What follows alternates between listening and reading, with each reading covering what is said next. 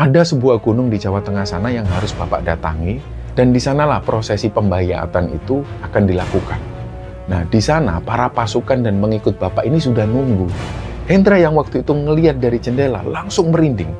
Ingatannya itu langsung kembali ke cerita bapaknya soal mimpi yang dialami oleh bapaknya itu.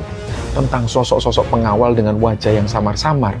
Kok sekarang sudah muncul nyata di depan matanya. Mulai malam ini, kamu ini resmi dibaiat. Kamu adalah pemimpin kami, Ratu Adil, Satrio Piningit.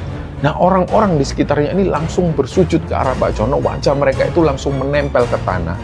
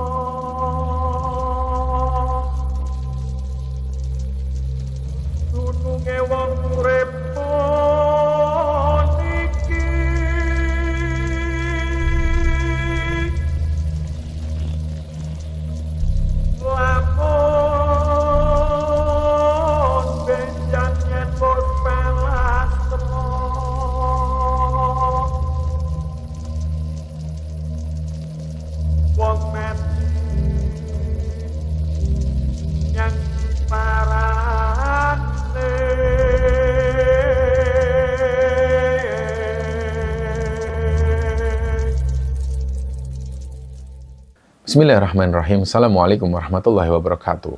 Sobat Gemara Sunyi dimanapun teman-teman berada. Pada kesempatan kali ini kami akan membagikan cerita yang dikirim oleh Sobat Kembara yang bernama Pak Hendra yang asalnya dari Palembang. Sebelum kita masuk ke ceritanya, untuk teman-teman yang nonton tayangan ini dan belum subscribe, jangan lupa untuk subscribe lebih dulu agar channel Kembara Sunyi ini lebih berkembang lagi dan kami lebih bersemangat lagi dalam membuat konten-konten terbaru di Kembara Sunyi. Dan untuk teman-teman yang telah mendukung kami sejauh ini, kami mengucapkan terima kasih banyak. Semoga amal kebaikan teman-teman dibalas kebaikan berlipat oleh Allah Subhanahu wa Ta'ala.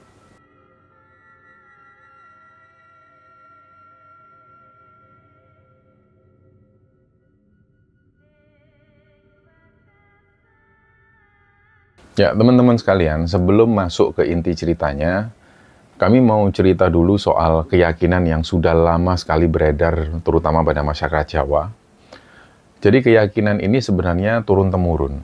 Dari mulut ke mulut, bahkan sampai sekarang masih banyak orang yang percaya. Jadi gini, ada kepercayaan di sebagian masyarakat kita bahwa suatu saat nanti itu kerajaan Majapahit ini bakal bangkit lagi. Dan itu dulu pernah terjadi di sekitaran tahun 70-an. Mereka berasumsi bahwa 500 tahun setelah runtuhnya Majapahit itu akan ada muncul kerajaan baru. Nah, tapi di sini yang dimaksud itu bukan bangkit dalam bentuk kerajaan besar dengan istana megah dan juga dengan prajurit-prajurit yang seperti dulu. Nggak seperti itu. Yang dimaksud bangkit ini lebih kepada hadirnya seorang pemimpin baru. Nah, orang Jawa ini biasa nyebutnya itu Satrio Piningit. Mungkin ada teman-teman yang juga pernah mendengar istilah ini. Artinya adalah satria yang disembunyikan. Nah, orang ini adalah orang pilihan. Dialah yang nantinya dipercaya bakal membawa kejayaan untuk negeri ini. Dan dari keyakinan itulah mulai muncul, ada banyak sekali aliran-aliran yang baru. Ada yang secara terang-terangan mendeklarasikan aliran mereka, ada juga yang mereka ini secara diam-diam. Nah, mereka di situ kayak membuat kelompok-kelompok sendiri, dan di situ akhirnya mereka mengangkat pemimpin mereka jadi raja atau ratu, sesuai dengan keyakinan masing-masing. Nah, mungkin teman-teman juga pernah ingat beberapa waktu yang lalu ada semacam kerajaan-kerajaan baru yang muncul di Indonesia, terutama di Pulau Jawa. Nah, ini mereka percaya bahwa orang yang mereka ikuti itu adalah sosok Satrio Piningit yang mereka tunggu-tunggu. Nah, kita cerita di era tahun 70-an, tepatnya di Jakarta. Ini terjadi di era Presiden Soeharto. Ada juga kelompok yang punya keyakinan seperti itu. Tapi bedanya mereka ini bukan orang sembarangan. Mereka punya pemimpin yang dikenal sebagai Ratu Adil. Dan sosok yang mereka pilih ini ternyata bukan orang biasa. Beliau juga bukan seorang pengangguran, tapi justru beliau ini adalah seorang pejabat di salah satu instansi pemerintahan di eranya Pak Harto. Nah, tapi kita nggak akan jelaskan secara detail sampai ke sana. Kami nanti akan ceritakan bagaimana awal mula aliran ini muncul dan sampai mengalami gerakan yang lumayan besar kala itu. Cerita ini dibagikan oleh Pak Hendra. Pak Hendra ini adalah salah satu anak dari orang yang diyakini sebagai Ratu Adil, Satrio Piningit di masa itu. Dan supaya gampang, kita sebut saja beliau dengan nama Pak Jono.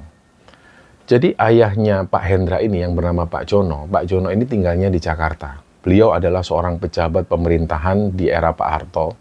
Jadi suatu malam ceritanya beliau ini mengalami mimpi yang aneh. Mimpinya itu nggak terjadi cuma sekali dua kali, tapi sampai 5 malam berturut-turut. Dan setiap kali beliau tidur, dia pasti ketemu dengan sosok-sosok misterius. Wajah-wajah mereka itu nggak jelas, samar-samar semua, kayak ketutup kabut. Tapi yang membuat beda adalah di malam kelima. Jadi ceritanya di malam kelima itu Pak Jono itu dapat semacam wangsit. Katanya beliau ini adalah orang yang terpilih. Pak Jono dipercaya adalah sebagai Ratu Adil yang selama ini ditunggu-tunggu. Jadi di situ Pak Jono sempat cerita soal mimpinya itu kepada istrinya. Beliau juga bilang, dalam mimpinya nanti bakal ada orang-orang yang jadi pengawal setianya. Tapi ya itu tadi, wajah mereka ini masih samar, belum jelas siapa. Nah, nggak lama setelah mengalami mimpi-mimpi itu, ada kejadian aneh yang benar-benar dialami oleh keluarga Pak Jono. Nah, siang itu ceritanya tiba-tiba muncul ada seorang laki-laki asing, yang laki-laki ini tiba-tiba ada di depan rumah Pak Jono. Perawakannya itu tinggi besar, kulitnya putih, rambutnya pirang. Orang-orang menyebutnya ini orang bule. Nah, si bule ini datang dan langsung nyamperin satpam rumah di Pak Jono itu. Dan di situ dia bilang, saya mau ketemu sama pemilik rumah. Ini saya bawa sesuatu, sebuah pusaka. Nah, nggak tahu kenapa kaki saya itu membawa saya menuju ke rumah ini. Nah, tentu waktu itu satpamnya ini bingung. Ini masa ada orang asing datang-datang ke rumah, bawa pusaka, dan apalagi dia sendiri ini nggak tahu nama pemilik rumah. Kok dia mau ketemu pemilik rumah, padahal dia nggak kenal. Jadi otomatis satpamnya nolak, nggak dikasih masuk. Tapi si bule ini tetap ngotot. Terus dia bilang, kalau kamu panggilkan tuan rumahnya, dia pasti tahu siapa saya. Nah, di sini satpam makin curiga. Ya dia jelas curiga sih satpam ini orang asing nggak kenal siapa pemilik rumah, tapi kok maksa banget. Akhirnya si bule ini dibiarkan berdiri di luar pagar, nggak dibiarkan masuk. Adalah sekitar 1 jam lebih dia nunggu di situ, sampai pada akhirnya mobil istri Pak Jono ini datang. Nah, istri Pak Jono ini sempat nengok ke depan, dia juga lihat di situ ada bule tinggi besar, dia berdiri di depan rumahnya, dan begitu masuk, istri Pak Jono ini langsung nanya ke satpam, loh Pak, itu bule siapa? Kok dari tadi berdiri di depan rumah kita? Satpamnya jawab, itu loh Bu, katanya ini mau ketemu sama tuan rumah. Tapi yo aneh loh Bu, dia sendiri ini nggak tahu nama tuan rumahnya. Jadi ya nggak saya bolehin masuk. Terus di situ istri Pak Jono ini langsung merinding. Dia merasa kayak ada perasaan nggak enak, kayak ada yang janggal. Tapi di situ beliau nggak terlalu ambil pusing, beliau langsung memilih masuk ke dalam rumah. Nah, nggak ada yang menyangka bahwa pertemuan hari itu ternyata jadi awal kejadian-kejadian besar yang bakal mengubah hidup keluarga Pak Jono selamanya. Jadi sore itu, setelah ngobrol sama satpam ini, istri Pak Jono itu masuk ke dalam rumah, terus di situ beliau masih memikirkan si bule tadi. Dan si bule ini masih ada di sana. Nggak tahu kenapa, hati istri Pak Jono itu mulai gelisah. Rasanya itu kayak ada sesuatu yang bakal terjadi. Dan belum sempat duduk lama, tiba-tiba terdengar suara, tok, tok, tok, ada yang ngetuk pintu dari depan. Nah, di situ istri Pak Jono mikir, wah jangan-jangan si bule tadi yang maksa masuk, terus dibiarkan masuk sama satpam. Akhirnya beliau jalan pelan ke arah pintu, tapi pas begitu pintu rumah dibuka, di luar pagar, bule itu ternyata masih berdiri di situ, nggak bergerak sama sekali. Jadi bule ini kayak orang yang mencari sesuatu, dan dia masih berdiri di situ. Nah, istri Pak Jono ini bingung loh. Kalau bulenya masih ada di sana, terus siapa tadi yang ngetuk pintu? Beliau langsung noleh ke dalam rumah. Ternyata di ruang tamu itu sudah ada sosok perempuan tua. Dia berdiri di situ. Jadi bajunya ini kebaya lusuh, kain batiknya itu sudah pudar, dan wajahnya itu keriput banget. Dan tatapan matanya itu tajam ngeliatin istrinya Pak Jono. Nah, di situ istri Pak Jono ngeliat, ini senyum perempuan ini aneh. Senyumnya juga kaku, dan yang membuat istri Pak Jono ini bingung, ini perempuan ini masuknya kapan? Kok bisa tiba-tiba langsung di dalam ruang tamu? Terus akhirnya sosok ini ngomong kepada istri Pak Jono, ini sampaikan ya sama suamimu. Sudah saatnya dia memenuhi janjinya. Sudah saatnya para pengawalnya ini berkumpul di sini. Nah, pelan-pelan dari balik lipatan kain batiknya itu, perempuan tua ini ngeluarin sebilah keris, yang keris itu ada ukiran naganya. Nah, aura di ruangan itu langsung beda. Jadi istri Pak Jono ini langsung mundur pelan, jantungnya langsung deg-degan, dan cepet-cepetan pintu ini ditutup, terus beliau lari menuju ke ruang kerjanya Pak Jono. Jadi dengan napas yang terengah-engah, beliau bilang, Pak, itu loh Pak, ada bule di luar. Terus di sini barusan ada perempuan tua aneh yang sudah masuk dalam rumah kita. Mereka bawa keris, Pak. Mereka bilangnya Bapak ini Ratu Adil. Nah, Pak Jono yang tadinya ini tenang di ruangan kerjanya, ekspresi wajah Pak Jono itu langsung berubah. Tapi di situ bukannya kaget, Pak Jono ini kayak ingat sesuatu. Beliau langsung buka tirai jendela, beliau ngelihat ke arah luar, dan benar, di luar rumah bule itu masih berdiri di sana. Dan tatapan Pak Jono dan tatapan si bule ini itu akhirnya ketemu, mereka saling pandang, dan seolah-olah di situ ada semacam kayak energi yang nyambung di antara keduanya. Pak Jono langsung keluar, dia melangkahkan kaki ke depan rumah, dan tanpa banyak basa-basi si bule ini tiba-tiba langsung memeluk Pak Jono dengan erat. Kayak mereka ini ketemu teman lama yang sudah lama hilang. Setelah itu dia hormat, tangannya itu dilipat ke dada, terus dia memanggil Pak Jono, Guruji. Ini saya sudah bawakan pusakanya Guruji. Terus bule itu mengeluarkan pusaka dan keris itu diserahkan langsung ke tangan Pak Jono. Dan anehnya begitu keris ini digenggam, telapak tangan Pak Jono itu langsung terasa panas, badannya juga ikut bergetar. Seakan-akan keris itu memang kayak sudah menunggu lama kehadiran Pak Jono. Nah, satpam yang ngelihat dari jauh, waktu itu cuma bisa ngelongo. Dan rasanya itu memang nggak masuk akal, tapi suasana kerasa banget kayak ini adalah sebuah penyambutan. Nah, di sisi lain, semenjak kejadian itu, istri Pak Jono juga mulai mengalami hal-hal yang aneh. Hampir tiap malam, beliau itu selalu mengalami mimpi. Tapi mimpinya ini beda sama mimpi yang biasa. Rasanya di mimpi itu kayak nyata banget. Jadi dalam mimpinya itu, beliau selalu berdiri di sebuah istana besar yang letaknya itu benar-benar persis di tengah danau luas. Air danau di sana itu tenang, airnya juga jernih. Dan di istana di tengah-tengahnya itu kelihatan megah banget, bersinar emas. Dan setiap kali mimpinya itu datang, beliau selalu ngelihat suaminya. Di situ dia selalu ngelihat Pak Jono duduk di singgasana. Nah, Pak Jono ini selalu dikelilingi banyak sekali pengawal dengan pakaian yang serba hitam. Dan orang-orang yang ada di sana semua itu bersujud dan menghormati Pak Jono. Jadi suasana mimpinya ini bukan mimpi yang kacau, tapi benar-benar kayak nyata. Kayak beliau itu memang diundang untuk menyaksikan sesuatu. Dan saking seringnya mimpi itu datang, lama-lama istri Pak Jono akhirnya percaya juga. Beliau akhirnya mengaminkan dalam hati, iya mungkin benar juga. Mungkin benar bahwa suamiku ini memang Satrio Piningit, raja yang terpilih. Dan sejak saat itu, bukan cuma Pak Jono, tapi istrinya juga ikut yakin apa yang sedang terjadi ini bukan sekedar kebetulan. Dan sejak hari itu, kehidupan di rumah Pak Jono ini mulai langsung berubah drastis. Beliau yang tadinya cuma terlihat sebagai pejabat biasa, pada saat itu beliau sering kali mengurung diri di ruangan kerjanya. Lampu ruang kerja itu hampir tiap malam nyala sampai subuh. Dan di dalam ruangan itu sering juga terdengar suara-suara seperti orang yang baca doa atau membaca mantra. Hendra, anak sulungnya Pak Jono ini yang waktu itu masih kelas 1 SMP, dia juga sering penasaran. Kenapa kok bapaknya ini sering melek sampai subuh hari dan sering terdengar suara seperti bacaan-bacaan mantra. Jadi suatu malam pada satu kesempatan, Hendra ini ngintip dari celah pintu ruang kerja bapaknya. Dan apa yang dilihat Hendra itu benar-benar membuat Hendra kaget. Jadi di situ Pak Jono itu duduk bersila di lantai.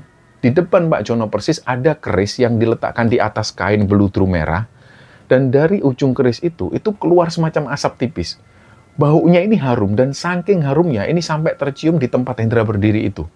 Tapi yang membuat Hendra ini merinding, di samping keris itu ada seekor ular kobra besar. Ular ini berdiri tegak, kepalanya itu sudah mengembang. Seolah-olah ular ini kayak lagi memberi hormat kepada Pak Jono. Nah, di situ Hendra langsung nutup mulutnya rapat-rapat biar dia ini nggak teriak. Karena dia sudah benar-benar takut. Dia nggak tahu apa yang dilakukan oleh bapaknya. Akhirnya dia buru-buru mundur pelan, terus dia lari ke kamarnya. Dan sejak malam itu dia tahu bapaknya sudah bukan lagi orang biasa. Dan nggak cuma itu, teror di rumah ini mulai makin sering muncul. Istri Pak Jono sendiri selain masih sering dihantui mimpi tentang istana di tengah danau itu, dia juga sering ngelihat bayangan perempuan tua. Jadi tampilan perempuan tua ini, rambutnya itu disanggul. Dia ini yang selalu mondar-mandir di dalam rumah. Kadang sosok perempuan ini ada di dapur, kadang dia jalan di lorong. Bahkan pernah dia ini berdiri di depan kamar Hendra sambil senyumnya itu kaku. Tapi memang istrinya Pak Jono ini meyakini kalau perempuan ini bukan manusia biasa. Nah, teror lainnya ini juga mulai dirasakan anggota keluarga yang lain. Suatu malam ceritanya Hendra ini lagi belajar. Terus tiba-tiba dari ruang tamu dia mendengar ada suara orang ngobrol. Pokoknya suaranya ini rame banget. Kayak ada puluhan orang lah yang rapat di situ. Padahal waktu itu jam ini sudah lewat tengah malam. Dan dengan perasaan yang bercampur takut, Hendra jalan pelan menuju ke ruang tamu. Anehnya, semakin dekat dia ke ruang tamu, suaranya itu semakin pelan. Sampai pada akhirnya nggak ada suara lagi, langsung senyap. Jadi pas ketika Hendra ini sampai di ruang tamu itu gelap. Nggak ada siapa-siapa di situ. Tapi anehnya, posisi kursi-kursi ini sudah berubah.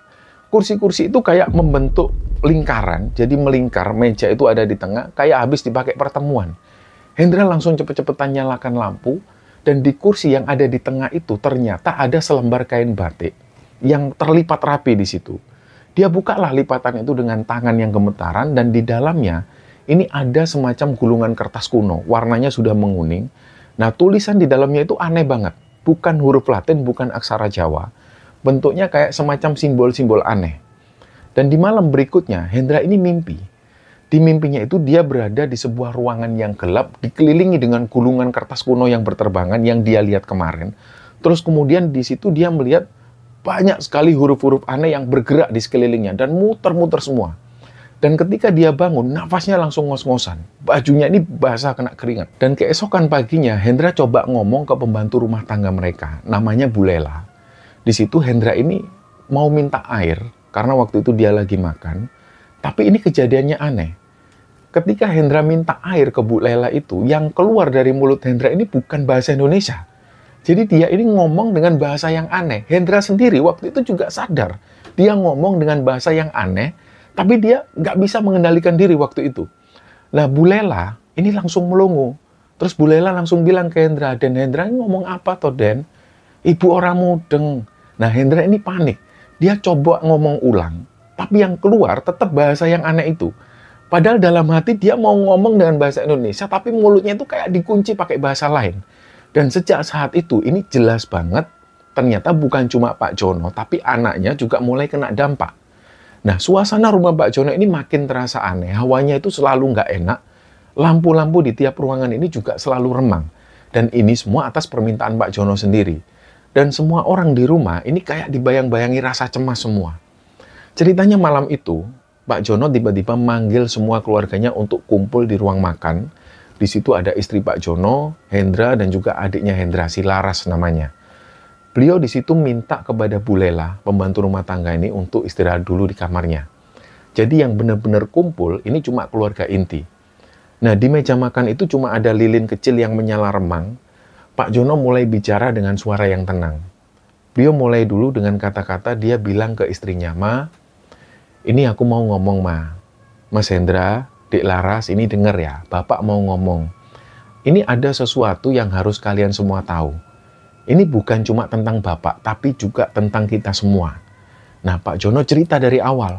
Tentang 5 malam itu beliau mengalami mimpi yang berturut-turut. Dan beliau juga cerita tentang sosok-sosok samar yang selalu muncul. Dan juga tentang wangsit yang bilang kalau dirinya ini adalah orang pilihan. Nah, di situ Pak Jono juga menjelaskan bahwa beliau akan jadi Satrio Piningit. Nah, di situ dia bilang, Bapak ini sudah dipilih. Bukan sekedar pejabat biasa. Bapak akan dibaiat menjadi raja. Ada kerajaan baru yang sudah disiapkan. Dan kita semua, suka nggak suka, ini sudah masuk di dalam jalan takdir ini. Dan begitu kalimat ini keluar dari bapaknya Hendra, tiba-tiba terdengar suara ledakan. Boom! Suaranya itu dari kamar Pak Jono. Dan suaranya itu kencang banget. Bener-bener kayak ada bom yang baru meledak di dalam ruangan Pak Jono. Semua di situ langsung kaget. Termasuk Bu Lela yang tadi baru masuk kamar. Beliau langsung loncat dan langsung keluar kamarnya. Nah, istri Pak Jono ini refleks langsung berdiri. Beliau langsung lari ke arah kamar. Dan pas pintu kamar ini dibuka, mereka semua kaget. Jadi di situ, semua benda-benda pusaka yang biasanya ini dipajang di dinding, itu berjatuhan semua. Ada keris-keris, tongkat kayu tua yang ada di pojok kamar, ini semua juga jatuh. Bahkan ada patung kecil di meja kerja Pak Jono, yang waktu itu benar-benar masih kelihatan bergerak-gerak sendiri. Nah, disitulah mereka benar-benar merinding ngelihat kejadian itu. Dan ketika semua anggota keluarga takut dan nggak berani mendekat, Pak Jono itu malah berdiri, terus beliau masuk ke dalam ruangannya. Wajah beliau itu tenang sekali. Beliau cuma bilang, udah tenang, ini cuma tanda kok. Mereka ini artinya sudah menyambut Bapak. Nah, inilah yang membuat Hendra dan adiknya juga ibunya itu nggak habis pikir. Karena kejadian ini benar-benar membuat mereka merinding dan takut. Tapi kok bapaknya, Pak Jono ini kok malah tenang. Beliau malah santai. Dan setelah suasana agak reda, Pak Jono balik lagi duduk di meja makan. Dan dengan tenang, beliau melanjutkan bicaranya. Terus di situ beliau bilang, sebentar lagi Bapak ini harus berangkat. Ada sebuah gunung di Jawa Tengah sana yang harus Bapak datangi. Dan di sanalah prosesi pembayatan itu akan dilakukan. Nah, di sana para pasukan dan mengikut Bapak ini sudah nunggu. Nah, disitulah istri Pak Jono ini langsung pucat. Beliau langsung nangis seketika. Terus beliau bilang, Pak, jangan pergi, Pak. Kami ini takut, anak-anak juga pasti takut. Rumah ini kan sudah banyak teror. Jangan ditinggal toh, Pak. Tapi Pak Jono cuma senyum. Udah nggak usah takut, Bapak ini nggak akan lama. Dan ketika Bapak pulang nanti, Bapak akan pulang bukan sebagai orang biasa lagi. Nah, malam itu mereka nggak ada yang bisa tidur. Hendra waktu itu terbaring tapi matanya tetap melotot. Dia nggak bisa merem sama sekali. Di kepalanya itu kata-kata bapaknya ini terus terngiang. Kalau benar bapaknya harus pergi ke sebuah gunung untuk dibaiat, itu artinya mereka sekeluarga ini bakal terlibat dalam sesuatu yang jauh di luar akal sehat. Nah, akhirnya hari yang ditunggu ini akhirnya tiba. Pagi itu rumah Pak Jono itu sepi sekali. Dari jam 3 dini hari, Pak Jono itu sudah rapi dengan pakaian yang serba hitam. Wajah beliau masih terlihat tenang, matanya tajam, auranya beda banget dari biasanya. Dan di depan rumah mereka ini sudah terparkir 2 mobil jeep warna hitam. Nah, mobil ini bukan milik Pak Jono, bukan juga mobil dinas. Plat nomornya juga asing, bukan plat nomor kendaraan Jakarta. Tapi sopir dan para penumpangnya jelas bukan orang sembarangan. Jadi waktu itu yang dilihat oleh Hendra, dari dalam mobil itu turun 2 orang laki-laki, perawakannya tinggi besar, pakai baju serba hitam juga seperti yang dipakai Pak Jono, dan mereka ini langsung mengangguk hormat ke arah Pak Jono. Hendra yang waktu itu ngelihat dari jendela langsung merinding. Ingatannya itu langsung kembali ke cerita bapaknya soal mimpi yang dialami oleh bapaknya itu. Tentang sosok-sosok pengawal dengan wajah yang samar-samar. Kok sekarang sudah muncul nyata di depan matanya. Nah, Pak Jono waktu itu berdiri persis di ruang tamu, terus beliau pamit ke keluarganya, beliau bilang, Bapak berangkat sekarang. Nah, istrinya langsung memegang erat tangan Pak Jono, beliau nangis lagi di situ. Nah, mungkin di situ istri Pak Jono ini selain beliau takut, beliau mungkin dalam keadaan yang sangat tertekan.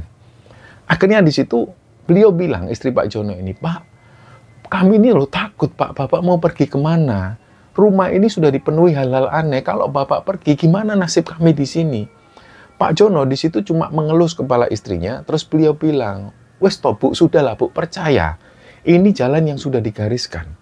Pak Jono juga sempat nitip pesan ke Hendra. Dia bilang, Mas, tolong jaga ibumu, jaga adikmu. Ingat loh pesan Bapak ya. Hendra di situ cuma bisa ngangguk. Akhirnya Pak Jono pun melangkahkan kakinya keluar rumah, dan 2 pengawal tadi ini langsung membukakan pintu mobil. Beliau masuk ke salah satu mobil jeep dan mesin mobil pun dinyalakan, dan di momen itulah ada kejadian di luar nalar yang muncul lagi. Jadi dari kaca mobil yang ditumpangi bapaknya itu, Hendra melihat dengan jelas ada sosok perempuan tua yang pakai kebaya merah. Si perempuan itu duduk persis di samping Pak Jono. Rambutnya disanggul, wajahnya keriput, dan senyumnya juga kaku. Nah, sosok itu sempat noleh ke arah Hendra, sambil dia ini melambaikan tangan pelan ke arah Hendra. Hendra nggak tahu, ini siapa sosok ini? Apakah dia manusia atau bukan? Di momen itu, dia sempat nengok ke arah ibunya, tapi ibunya ini masih nangis. Jadi ibunya nggak sempat ngelihat sosok penampakan perempuan tua tadi. Perlahan-lahan mobil ini pun melaju meninggalkan rumah mereka, dan sejak saat mobil itu hilang dari pandangan, rumah Pak Jono ini auranya makin terasa beda. Hendra sendiri juga menyadari kepergian bapaknya ini bukanlah untuk perjalanan biasa. Ada sesuatu yang lebih gelap menunggu di gunung itu. Dan sejak mobil Pak Jono ini mulai meninggalkan rumah, suasana di dalam rumah itu berubah total. Kalau yang sebelumnya teror-teror ini masih kadang-kadang muncul 2 hari sekali, tapi pada saat itu hampir setiap malam selalu ada kejadian-kejadian yang aneh. Awalnya muncul suara-suara yang aneh. Dan pernah ada kejadian tiba-tiba piring-piring yang ada di dapur itu berjatuhan semua.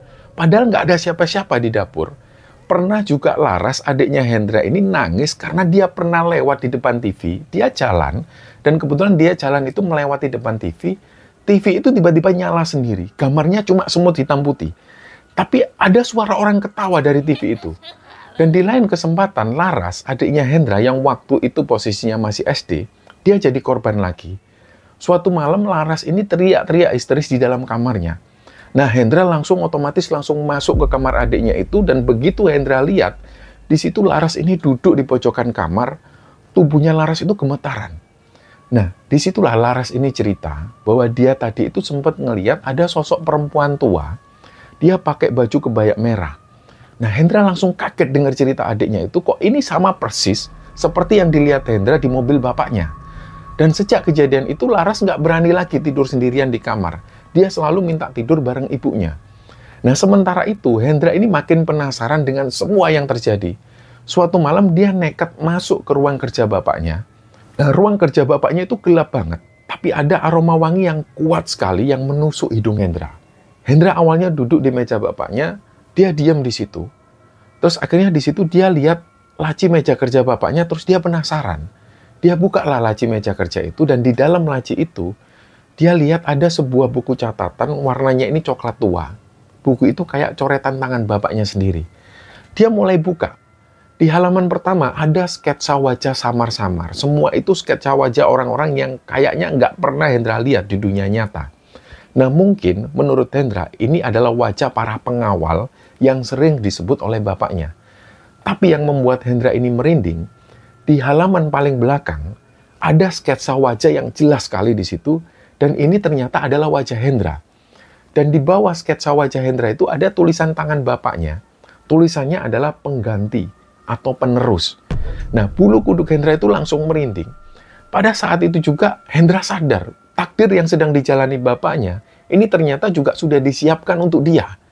Belakangan Hendra tahu bahwa Pak Jono dan rombongannya ini berangkat menuju ke sebuah gunung di daerah Jawa Tengah sana. Cerita ini didapatkan Hendra ketika Pak Jono waktu itu sudah pulang ke rumah. Ternyata gunung itu katanya jauh dari hiruk-pikuk kota, jalannya juga menanjak, dan kanan kiri itu hanya ada pepohonan yang lebat. Sesampainya di kaki gunung itu, mereka berhenti di sebuah rumah joglo tua. Nah, di sana sudah menunggu puluhan orang yang semuanya berpakaian serba hitam. Begitu mobil ini berhenti, mereka langsung menunduk hormat kepada Pak Jono. Seakan-akan mereka semua itu kedatangan seorang raja yang sudah lama mereka tunggu. Akhirnya Pak Jono ini pun turun, beliau melangkah dengan tenang. Di tangannya keris pemberian bule itu selalu dibawa. Nah, malam itu ritual pun dimulai. Jadi Pak Jono ini dibawa ke sebuah petilasan yang posisinya itu ada di tengah hutan pinus. Di situ ada altar batu besar dengan dupa yang menyala semua, asapnya tebal. Orang-orang di situ berbaris mengelilingi Pak Jono, mereka melantunkan doa-doa dalam bahasa Jawa kuno, yang doa-doa ini lebih mirip seperti nyanyian-nyanyian atau kidung. Dan di puncak ritual itu, Pak Jono duduk bersila di atas altar, keris ditancapkan di tanah di depannya persis, terus tiba-tiba ada angin kencang yang bertiup. Kabut di situ makin pekat, dan dari balik pepohonan, kata Pak Jono, beliau ini melihat banyak sekali bayangan-bayangan hitam yang besar, kayak semacam para prajurit gaib. Mereka semua di sana ini jongkok memberi hormat kepada Pak Jono. Nah, salah satu tetua yang memimpin ritual ini kemudian bersuara lantang. Mulai malam ini, kamu ini resmi dibaiat. Kamu adalah pemimpin kami, Ratu Adil, Satrio Piningit. Nah, Pak Jono buka mata. Terus dia genggam kerisnya. Bersamaan dengan itu, Pak Jono ngelihat ada cahaya aneh yang keluar dari bilah keris itu. Bukan cahaya biasa, tapi kayak kelihatan emas yang menyilaukan. Nah, orang-orang di sekitarnya ini langsung bersujud ke arah Pak Jono. Wajah mereka itu langsung menempel ke tanah. Di waktu yang sama, di rumahnya Hendra, ada kejadian lain. Jadi istri Pak Jono itu tiba-tiba kebangun dari tidurnya. Dadanya itu sesak banget, keringatnya itu dingin, semuanya bercucuran. Pada saat mata istrinya ini kebuka, dia kembali berada di dalam mimpi yang aneh. Jadi di situ istri Pak Jono ini ngelihat ada istana megah di tengah-tengah danau, tapi kali itu berbeda. Jadi di singgasana itu, Pak Jono itu duduk mengenakan pakaian raja. Di belakang Pak Jono ada ribuan prajurit yang bersorban hitam dan berpakaian serba hitam. Semua orang menunduk ke arah Pak Jono. Nah, istri Pak Jono kebangun dari mimpinya itu dan dia berucap, "Duh Gusti, ternyata bener." Nah, di kamar sebelah, Hendra ini juga kebangun. Tapi yang dilihat Hendra ini bukan mimpi. Yang dilihat itu benar-benar nyata. Jadi dinding kamarnya Hendra, ini banyak sekali bayangan-bayangan prajurit hitam yang berbaris rapi di situ. Mereka semua itu berjalan melintasi kamar, terus jalan kayak melayang menuju ke satu tempat. Suara langkah kaki mereka ini yang bergema sekali. Brok, brok, brok. Kayak benar-benar ada pasukan yang berjalan. Hendra langsung nutup wajahnya pakai bantal, tapi suara itu tetap terus terdengar. Dan ketika dia memberanikan diri menoleh lagi, di sudut kamarnya itu berdiri sosok perempuan tua yang pakai kebaya merah itu lagi. Si sosok perempuan ini menatap tajam ke arah Hendra sambil dia tersenyum. Dan sejak malam pembayatan itu, suasana rumah Pak Jono ini nggak pernah sama lagi. Kalau sebelumnya mereka cuma dihantui oleh sosok perempuan tua atau mungkin ada suara-suara aneh, akhir-akhir itu lebih parah lagi. Rumah itu terasa kayak rame banget, tapi ramenya ini bukan rame suara manusia. Jadi rame kayak suara-suara yang aneh. Setiap malam, menurut pengakuan Hendra, semua anggota keluarga termasuk Bu Lela, pembantu rumah tangga di sana, ini selalu mendengar ada kayak suara langkah kaki di koridor rumah. Jadi benar-benar mereka mendengar kayak ada pasukan yang baris berbaris, brak-brak. Suasananya itu benar-benar kayak menggema sekali, brak, brak, brak. Seolah ada puluhan orang yang jalan kompak di situ. Tapi pas ketika dibuka, mereka ngelihat ke lorong. Lorong ini dalam keadaan kosong, nggak ada siapapun di situ. Akhirnya Bu Lela, pembantu rumah tangga di rumah itu, sempat beberapa kali melihat ada bayangan prajurit hitam jongkok di ruang tamu. Di situ Bu Lela sampai nangis histeris, dan pada saat itu juga Bu Lela langsung minta berhenti kerja. Tapi untungnya masih tetap ditahan oleh istri Pak Jono. Nah, Bu Lela ini sebenarnya sudah lama sekali ikut dengan keluarga Pak Jono. Dan nggak pernah sekalipun beliau pamit pengen pulang. Tapi kali itu dia benar-benar sudah ketakutan. Tapi istri Pak Jono ini memohon kepada Bu Lela, "Tolong Mbok jangan ninggalin kami, Mbok. Kami ini nggak kuat sendirian, Mbok. Masa Mbok juga mau pergi juga?" Nah, sementara itu, Hendra ini makin sering mengalami hal-hal yang aneh. Suatu malam dia tiba-tiba berbicara lagi dengan bahasa asing. Tapi kali itu bukan cuma sekedar gumaman. Suara dia ini lantang, keras, kayak orang yang kayak ngasih komando. Nah, Laras yang waktu itu lagi tidur di sebelah Hendra, Laras langsung kebangun dan dia nangis histeris, dia nangis ketakutan. Sambil waktu itu Hendra sadar, dia ngelihat adiknya nangis, dia tanya, "Kenapa dek kok nangis?" Lah si adiknya ini bilang, "Mas, jangan gitu toh mas, suaramu mas serem mas, suaramu serem." Laras takut. Barulah di situ Hendra sadar. Menurut keterangan adiknya, Hendra ini baru saja berbicara lantang, kayak ngasih komando ke para prajurit-prajuritnya dengan bahasa yang asing. Dan suara Hendra itu benar-benar kencang. Hendra sendiri waktu itu nggak sadar. Jadi kata adiknya, mata Hendra itu kosong, tangannya nunjuk-nunjuk ke arah dinding, seolah ada pasukan gaib yang lagi dia perintah. Dan setelah beberapa menit kemudian, barulah Hendra ini pingsan, dan keesokan paginya, dia mengalami demam tinggi. Badannya itu panas, tapi kulitnya itu terasa dingin. Dokter kemudian dipanggil oleh istri Pak Jono, tapi dokter ini cuma bilang bahwa demam yang dialami Hendra ini cuma demam biasa. Padahal jelas bukan seperti itu. Karena di malam yang sama, di dinding kamar Hendra ini muncul goresan-goresan aneh. Bentuknya itu mirip seperti aksara Jawa kuno. Anehnya, aksara Jawa itu sudah nggak lagi ada ketika pagi hari. Malam itu, menurut ibunya Hendra, di dalam kamar Hendra itu ada banyak sekali aksara-aksara Jawa yang tertulis di dinding kamarnya Hendra. Anehnya, pagi harinya, ini tulisan ini sudah nggak ada lagi. Nah, dari situlah istrinya Pak Jono ini makin yakin bahwa semua ini pasti ada hubungannya dengan pembayatan suaminya di gunung. Karena setiap kali dia ini tidur, beliau selalu mimpi berada di istana di tengah danau. Nah, bedanya, pada saat itu Pak Jono ini di mimpinya sudah nggak lagi sendirian. Jadi di dalam mimpi yang dialami oleh istri Pak Jono, di kanan kirinya, ini banyak tokoh yang berwajah asing. Ada yang seperti raja, ada yang seperti pendeta, dan ada juga sosok yang berwajah menyeramkan. Semua yang ada di situ intinya mereka semua tunduk hormat kepada Pak Jono. Nah, singkatnya suatu sore, ketika Hendra ini lagi duduk di teras, tiba-tiba ada angin yang berembus kencang. Nah, di situ Hendra ngelihat ada banyak sekali barisan panjang prajurit hitam yang berjalan masuk ke dalam rumah Hendra. Jumlahnya itu mungkin ratusan, bahkan lebih. Mereka semua itu menunduk ke arah Hendra, terus sosok prajurit ini lenyap, masuk ke dalam dinding-dinding rumah. Hendra di situ benar-benar terdiam, dia nggak bisa ngomong apa-apa. Dalam hati dia ini berkata, Duh Gusti, apa sebenarnya yang terjadi dengan keluarga kami? Dan sejak saat itu, rumah Pak Jono ini bukan lagi rumah biasa. Rumah ini sudah berubah jadi semacam istana gaib. Siapapun yang masuk rumah itu pasti ngerasa hawa di rumah itu berat banget. Hawanya juga dingin dan aneh, dan selalu membuat mereka yang ada di sana itu merinding. Dan singkatnya, beberapa hari setelah ritual pembayatan di gunung, akhirnya Pak Jono ini pun pulang.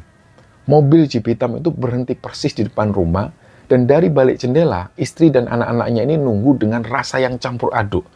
Ada rasa kangen, ada rasa takut, sekaligus ada juga rasa penasaran. Mereka ingin tahu bagaimana Pak Jono ketika berada di sana. Dan begitu pintu mobil ini kebuka, Pak Jono pun turun. Tapi sosok yang berdiri di depan mereka ini bukan lagi bapak atau suami yang sama seperti dulu. Jadi yang dilihat mereka ini bukan lagi Pak Jono. Wajahnya memang tetap wajah Pak Jono, tapi tatapannya itu beda banget. Terlihat lebih berkarisma, matanya juga tajam, penuh wibawa, kayak orang yang sudah benar-benar memegang kekuasaan. Senyum Pak Jono waktu itu juga kaku, tapi nggak tahu kenapa yang dirasakan Hendra, dia langsung merinding ketika ngelihat bapaknya. Istrinya di situ langsung menyambut. Beliau memeluk erat Pak Jono dan dia bilang, "Pak, akhirnya Bapak pulang juga, Pak. Ini aku sama anak-anak sudah kangen banget, Pak." Tapi Pak Jono ini cuma menepuk bahu istrinya pelan-pelan. Pak Jono di situ bilang, "Aku ini sudah bukan Jono lagi yang seperti dulu. Mulai sekarang kalian harus siap dengan peran kalian masing-masing." Nah, Hendra di situ cuma bisa melongo. Karena kalimat itu aneh banget. Kayak dia nggak percaya kalau bapaknya ngomong seperti itu. Dan sejak hari itu, kehidupan di rumah ini makin nggak wajar. Pak Jono itu sering menghilang di malam hari. Kadang-kadang beliau juga berada di ruang kerja, kadang juga nggak tahu kemana. Pernah suatu malam, Hendra ini diam-diam mengikuti Pak Jono dari belakang. Ternyata beliau masuk ke halaman belakang rumah. Di situ Pak Jono duduk bersila, terus beliau membacakan sesuatu dalam bahasa yang sama sekali nggak bisa dipahami. Dan pada saat beliau mengangkat tangannya ke langit, tiba-tiba langsung awan ini mendung. Angin langsung berhembus makin kencang dan pohon-pohon di sekitar rumah itu ikut goyang-goyang semua. Jadi kayak ada semacam badai kecil di situ. Dan kalau sudah dalam situasi yang seperti itu, Hendra langsung gemetaran, dia langsung buru-buru mundur karena dia takut ketahuan bapaknya. Dan yang lebih mengerikan lagi, mulai banyak tamu-tamu misterius yang datang ke rumah itu. Orang-orang yang nggak mereka kenal, semuanya itu berpakaian rapi, tapi wajah mereka itu tatapannya kosong. Mereka langsung masuk ke ruang tamu, terus duduk melingkar di situ, dan mereka ngobrol dengan Pak Jono sampai larut malam. Suara mereka ini nggak pernah kencang. Mereka selalu ngobrol dengan suara-suara yang samar. Kadang juga terdengarnya itu kayak seperti bahasa asing, kadang juga mereka ini bisik-bisik. Dan begitu mereka semua keluar dari rumah, mereka langsung nggak kelihatan lagi. Entah mereka ini jalan kemana, tapi memang aneh banget. Ngilangnya itu cepet banget. Nah, istri Pak Jono di situ makin takut, tapi di sisi lain, mimpinya tentang istana di tengah danau itu justru makin kuat. Kali itu istri Pak Jono ini bukan cuma jadi penonton. Jadi di dalam mimpi itu, istri Pak Jono juga duduk di sisi kanan singgasana Pak Jono. Persis seperti seorang permaisuri. Dan ribuan orang, semua yang ada di sana bersujud kepada mereka berdua. Nah, di satu sisi lain, Hendra sendiri makin tersiksa waktu itu. Suatu malam dia pernah bermimpi, wajah Hendra itu diukir di sebuah batu besar. Jadi kayak semacam batu prasasti. Dan wajah Hendra yang diukir di batu itu berdampingan dengan wajah bapaknya. Dan di bawah ukiran itu ada tulisan. Tulisannya itu samar-samar. Tapi yang Hendra lihat, ada tulisan semacam penerus di situ. Dan sejak saat itu jelas banget bukan cuma Pak Jono yang sudah berubah, tapi seluruh keluarga ini benar-benar terseret ke dalam lingkaran gaib. Nah, sampai detik itu mereka ini juga masih belum bisa memahami. Dan malam-malam berikutnya rumah Pak Jono itu berubah, kayak bukan rumah manusia lagi. Di ruang tamu, kursi-kursi itu sering pindah posisi sendiri, dan selalu di pagi hari kursi ini melingkar rapi seolah habis dipakai rapat. Di dapur, piring-piring masih sering jatuh ke lantai. Sendok garpu berjatuhan meskipun nggak ada siapa-siapa di situ. Lampu di rumah juga sering mati nyala sendiri. Kadang-kadang juga kedip-kedip kayak mau putus. Apalagi ketika lampu rumah terlalu terang. Pasti akan banyak lampu yang mati sendiri. Nah, singkatnya, Bu Lela di situ akhirnya nggak kuat lagi. Beliau benar-benar pamit. Dia bilang ke istri Pak Jono, "Nuwun sewu, Bu, saya sudah nggak sanggup lagi tinggal di sini. Saya tiap hari ini ketakutan. Dan nggak cuma malam hari, siang pun saya jadi takut di rumah ini. Saya sering lihat ada bayangan hitam mondar-mandir di dapur. Kadang-kadang kalau saya pas lagi nyapu, tangan saya tuh ditarik. Nggak tahu siapa yang narik saya. Jadi disitulah istri Pak Jono akhirnya nggak bisa lagi menahan Bu Lela. Di situ beliau cuma bisa nangis ngelihat orang kepercayaannya ini pergi. Dan berjalannya waktu, Hendra dan Laras ini makin sering diganggu. Laras itu beberapa kali sering mengigau, matanya selalu menatap kosong, mulutnya selalu komat-kamit kayak baca mantra. Dan kalau dibangunkan, Laras langsung nangis. Dia sudah nggak ingat apa-apa. Hendra malah lebih parah lagi. Dia sering kesurupan. Dan kalau pas lagi kesurupan, tubuh Hendra itu kaku, matanya merah, suaranya itu berubah jadi berat. Dan dari mulut Hendra itu keluar kata-kata yang bahkan bukan bahasa manusia. Kadang juga sering Hendra ini berdiri di depan cermin lama banget. Di situ dia senyum-senyum sendiri, terus ketawa keras sampai suara ketawanya itu nggak wajar. Akhirnya istri Pak Jono ini makin yakin kalau Hendra ini juga mengalami gangguan. Beliau juga yakin kalau Hendra ini bisa jadi sedang disiapkan untuk jadi penerus. Karena setiap kali Hendra sadar, dia selalu bilang ke ibunya, "Bu, aku mimpi lagi, Bu. Aku mimpi duduk di sampingnya Bapak di singgasana. Orang-orang semua itu nyembah aku, Bu." Dan di saat yang sama, Pak Jono itu makin larut dalam dunia barunya itu. Beliau sering kali menerima tamu-tamu misterius. Kadang mereka ini bule-bule, kadang orang-orang Jawa, kadang sosok yang bahkan nggak jelas bayangannya. Mereka ngobrol dalam bahasa yang campur aduk. Yang Hendra tahu, ada bahasa Jawa kuno, kadang terdengar seperti bahasa Sanskerta, bahkan ada yang seperti bahasa asing. Dan yang membuat mereka merinding, setiap kali selesai pertemuan, Pak Jono itu selalu keluar kamar dengan wajah yang selalu berkeringat. Tapi matanya itu bersinar aneh. Beliau sering bilang ke istrinya, "Kerajaan ini sebentar lagi berdiri. Aku sudah dilantik, dan Hendra akan jadi penerusku." Di situ istri Pak Jono ini cuma bisa nangis. Tapi di dalam hati kecilnya, entah kenapa, dia juga mengiyakan hal itu. Dia juga percaya. Karena mimpi istana tengah danau itu selalu muncul. Dan dia sendiri juga sering ngelihat dirinya duduk sebagai permaisuri. Nah akhirnya rumah itu pun semakin hari makin terasa seperti istana gaib. Bukan lagi seperti tempat tinggal keluarga biasa. Dan semua orang yang ada di dalamnya ini seolah sedang dipaksa menerima takdir yang mereka sendiri juga nggak bisa nolak. Nah, malam itu rumah Pak Jono ini benar-benar berbeda. Sejak sore hari Pak Jono sudah memerintahkan keluarganya untuk tetap di dalam rumah, jangan ada yang keluar rumah. Dan sekitar jam 11 malam, tamu-tamu misterius itu berdatangan lagi. Tapi kali itu jumlahnya lebih banyak. Mobil-mobil hitam itu berhenti satu persatu di depan rumah Pak Jono. Dari dalam mobil itu keluar orang-orang yang semuanya berpakaian rapi. Ada yang berjubah, ada yang bersorban, ada yang pakai jas. Mereka semua masuk ke rumah tanpa banyak bicara. Wajah mereka itu kaku dan tatapan mata mereka ini kosong semua. Nah, di ruang tamu itu, kursi sudah ditata melingkar. Di tengah-tengahnya ada meja kecil dengan kain merah dan di atasnya ada keris pusaka Pak Jono yang tergeletak di situ. Asap dupa ini mengepul memenuhi ruangan, baunya menusuk banget, baunya sampai selalu membuat kepala Hendra dan adiknya itu selalu pusing. Pak Jono duduk di kursi paling depan, wajahnya serius sekali, matanya merah, seakan-akan bukan lagi Pak Jono di situ. Dan tangan kanan beliau itu megang keris, sedangkan tangan kirinya itu diletakkan di dada. Pak Jono mulai berkata, "Hari ini kerajaan kita sudah berdiri." Semua tamu serentak merunduk di situ. Tiba-tiba pintu kamar Hendra ini kebuka sendiri, karena waktu itu Hendra berada di dalam kamar. Hendra akhirnya jalan keluar kamar. Tatapan Hendra ini kosong. Hendra sadar dia melakukan apa, tapi dia nggak bisa ngapa-ngapain. Jadi Hendra ini jalan sendiri dan dia nggak bisa mengendalikan dirinya. Dan dia jalan pelan menuju ke arah ruang tamu, seolah Hendra ini sedang dituntun oleh kekuatan yang tak kasat mata. Nah, istri Pak Jono waktu itu teriak histeris ketika ngelihat Hendra jalan seperti itu. Dia sudah berusaha menahan Hendra, tapi tetap nggak bisa. Badan Hendra itu rasanya berat banget. Jadi dalam posisi jalan itu, Hendra juga nangis. Karena yang dia rasakan, dia nggak bisa mengontrol dirinya sendiri. Dan akhirnya Hendra duduk di samping bapaknya, tangan Hendra itu gemetaran, terus dengan tangannya sendiri, dia raihlah pusaka itu. Begitu keris ini disentuh, tubuh Hendra bergetar. Matanya itu langsung menatap lurus dan dari mulutnya keluar suara yang berat. Yang Hendra ingat, dia sempat berkata, "Aku siap jadi penerus." Nah, sekejap dari situ ruangan itu berubah langsung mencekam. Lampu langsung mati total. Yang tersisa cuma cahaya dupa yang masih menyala. Dan dalam situasi itu, sosok-sosok gaib ini mulai terlihat jelas. Ada banyak sekali prajurit yang berupa bayangan hitam yang semuanya memenuhi ruang tamu. Mereka semua duduk bersila menghadap ke arah Pak Jono dan juga Hendra. Nah, di momen itu muncul juga sosok perempuan tua yang pakai kebaya merah.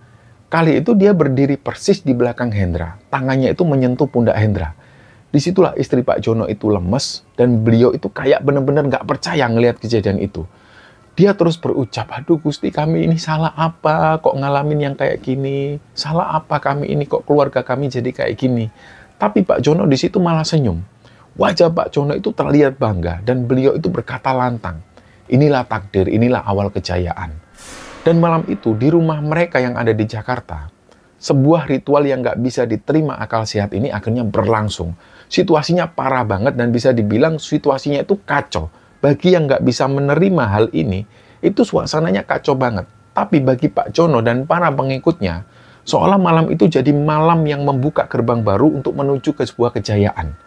Tapi anehnya, meskipun kerajaan ini katanya sudah mulai eksis, tapi nggak banyak yang mereka lakukan. Hendra nggak tahu banyak apa yang sering dilakukan oleh Pak Jono dan pengikutnya.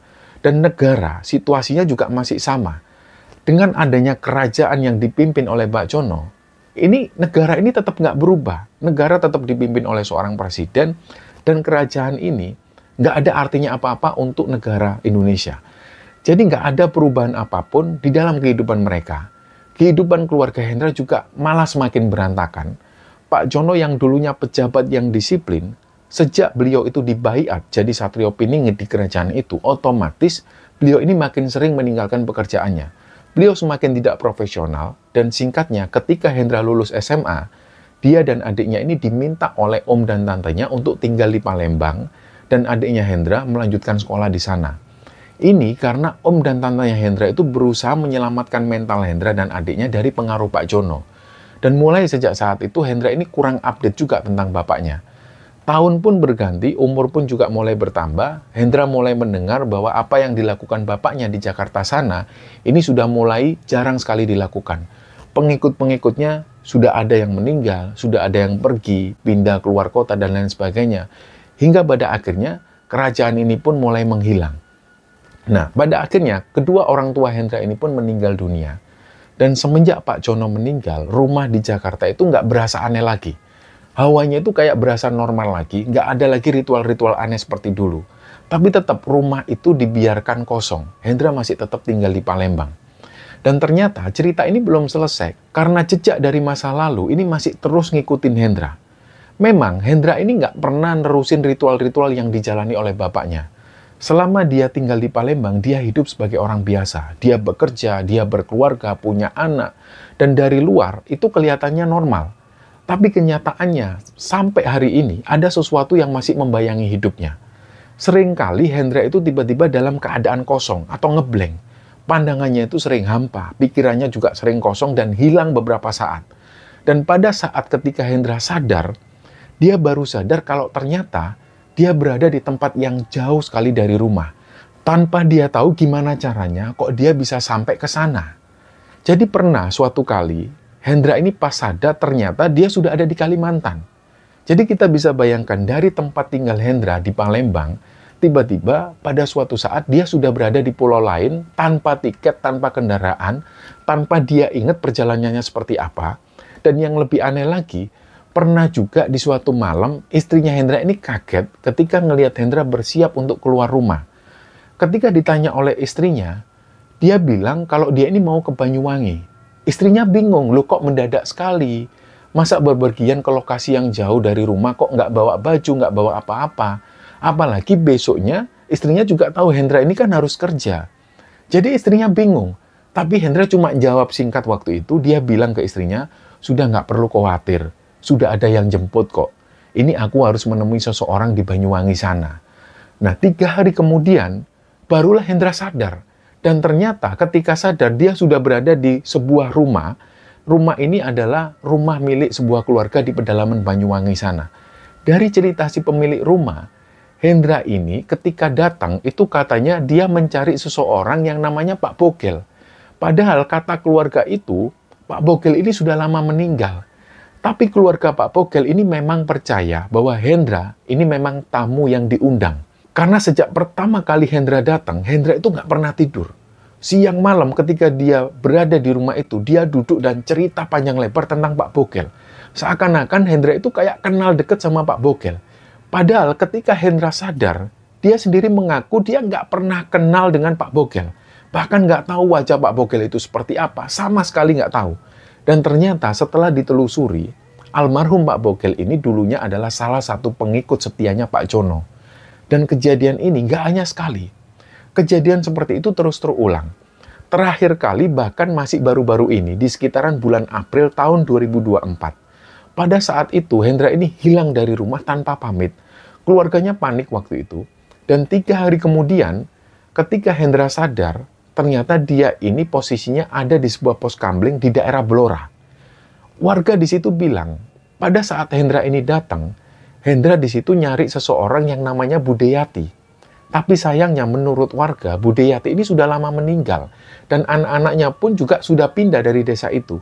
Jadi selama beberapa hari Hendra ada di sana, menurut keterangan dari warga sekitar, Hendra ini cuma duduk-duduk di pos kamling. Akhirnya ada warga yang menawari tidur di rumah mereka, tapi Hendra nolak. Pada akhirnya, begitu Hendra sadar penuh, dia bingung kenapa dia bisa sampai ke Blora. Dan dia makin bingung lagi pada saat orang-orang yang bilang katanya Hendra ini mencari Budeyati. Padahal sama seperti kasus Pak Bogel, Hendra sama sekali nggak mengenal Budeyati. Ya jadi begitulah teman-teman, perjalanan keluarga Pak Jono ini. Dari mimpi seorang Pak Jono, sebuah baiat gaib, sampai warisan yang akhirnya nempel ke anaknya yaitu Hendra. Pak Jono mungkin sudah lama meninggal, tapi jejak langkahnya ini masih terus menghantui, terutama kepada keluarga Hendra. Dan Hendra sendiri mau nggak mau sampai hari ini, beliau harus menanggung bayangan masa lalu itu. Dan semoga kisah ini bisa kita ambil hikmah dan bisa kita ambil pelajaran di dalamnya. Mohon maaf jika ada salah-salah kata. Wassalamualaikum warahmatullahi wabarakatuh.